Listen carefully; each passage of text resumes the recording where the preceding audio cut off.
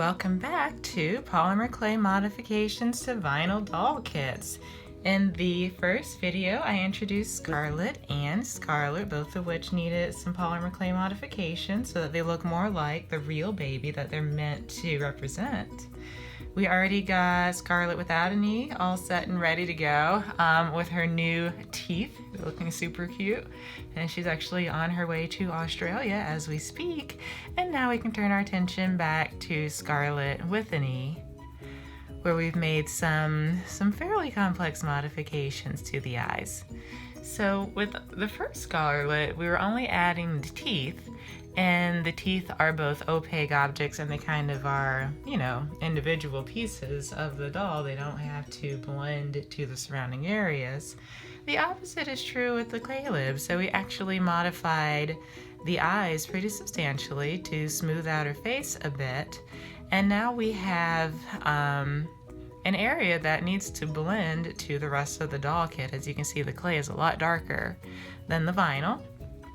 Fortunately, the Secrets Doll Company anticipated that us Reborn artists would want to do stuff like that. So what I have here is the authentic Reborn clay match paint for super sculpting.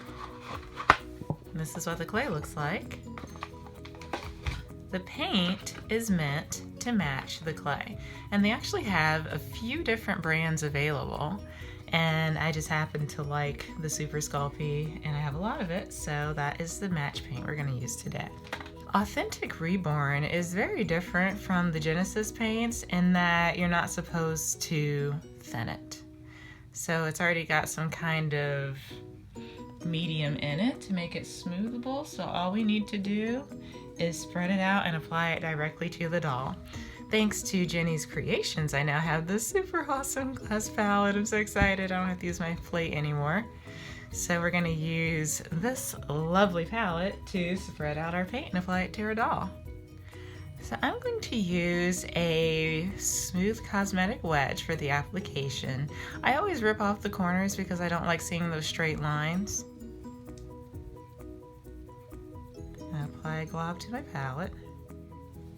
Use a spatula or really any kind of tool to spread it out to a thin finish. Because we don't have thinner, we don't have our, you know, odorless paint thinner or mineral spirits or whatever it is we would normally use with the Genesis, so that means I have to thin this stuff on the plate or on the palette before I apply it to the doll, or else I'm going to get too much. Just gonna dab it around, try to get it as even as I can. So I'm just gonna pounce it on directly.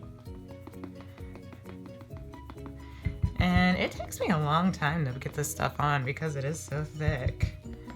It's not like the Genesis where you just kind of slosh it on and go. I mean, you really have to work this in. As you can see, it's bringing the vinyl closer to the color of the clay.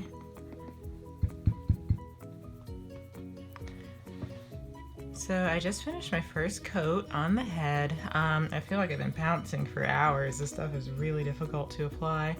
The Secrets tutorials often refer to their painting process as applying makeup. And the stuff really does have the consistency of, say, foundation.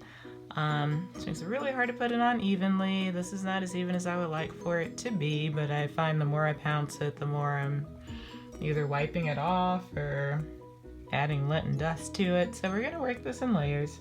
Here's the first layer. Be sure that you paint the rest of the doll kit too, because we want the whole thing to match before we start adding our complexion layers.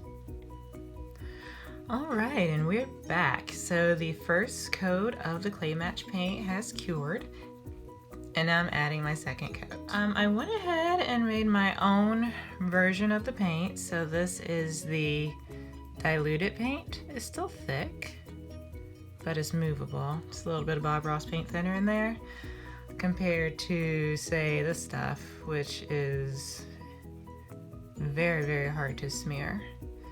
So I know it says do not thin on the bottle, but I thinned it and it works a lot better as far as I'm concerned. So That is what it is. Okay.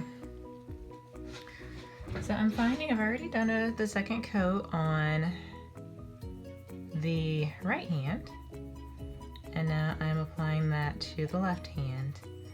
And one thing that I'm finding with the first coat, especially with the paint being so thick and so hard to work with, it was very, very difficult to get an even layer.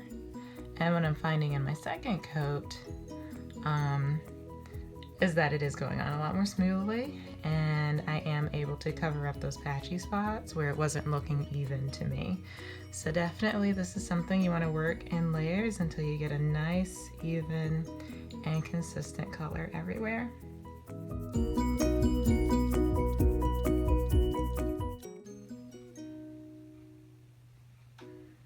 Okay, I'm just going to get these hard to reach places, and I know the sponge is going to have difficulty getting into. I'm going to smear my paint around again.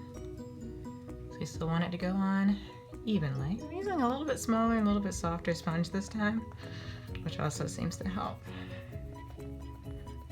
Live and learn, guys, live and learn.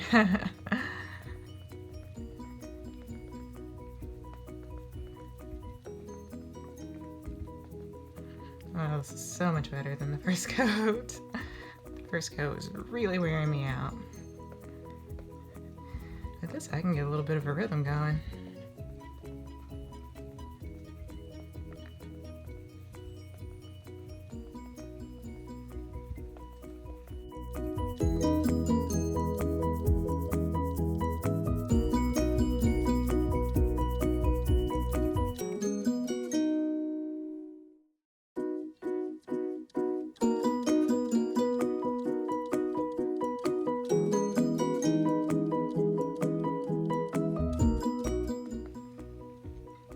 Oh, isn't that great? It's so much more even this time.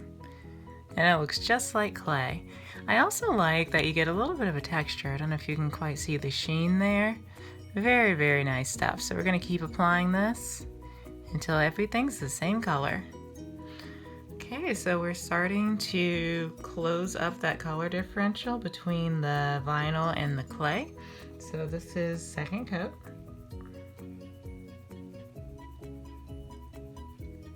And we'll be able to stop when you can't tell where one begins and the other ends.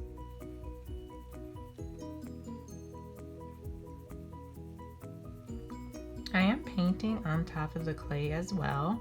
When I sculpt, I always get little pieces of dirt and dust and stuff in my clay in spite of my best intentions. So that's another nice feature of the clay match paint, is that it allows you to cover up little nasty spots like that, all your dust and dirt and moonies and air bubbles and what have you. Now you can see there are some light spots left from the first coat, so this is so hard to smooth around. So this is going to help fill in those gaps and make it more even.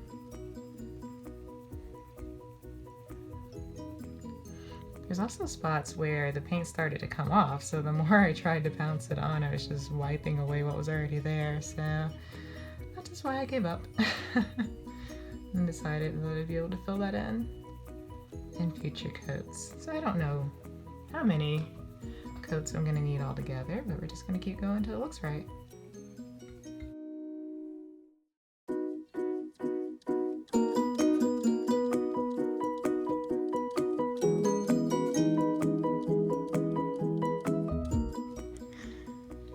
Okay, so we are working on what I believe is our third coat in the clay match paint. It's been a few days since I worked on it. I'm just whipping up the original paint as opposed to my watered down batch. Because it started to separate, I could see some juice on top, so we're just blending it back to a smooth finish. And I'm going to go back to the original concentration because I need a texture this time around. And here's what I mean. So it's actually not as noticeable in the video, but it's very noticeable to me. You can still see where the clay stops. So I did all that I could to smooth it as much as possible. The paint sticks to the clay differently. I think I may have also over finished it, so the clay was, smooth to the point of being shiny. and that's causing a difference between the clay and the vinyl. That's pretty easy to see, and I don't want that. I want it all to look like it's one piece. So I'm going to use my spouncer or stippler. It's the same tool that I use for my skin texturing. And I'm actually going to start to create a texture over these eyes, because I really do not want to see that clay. And this looks a lot like her face, which is perfect. Goodness gracious, sorry, I had my glasses hanging from my pendant and it's just clicking away. It's very annoying. Sorry about that. I'm gonna get especially in this area between the eye and the nose, because that's where my clay stops. I don't want to see that.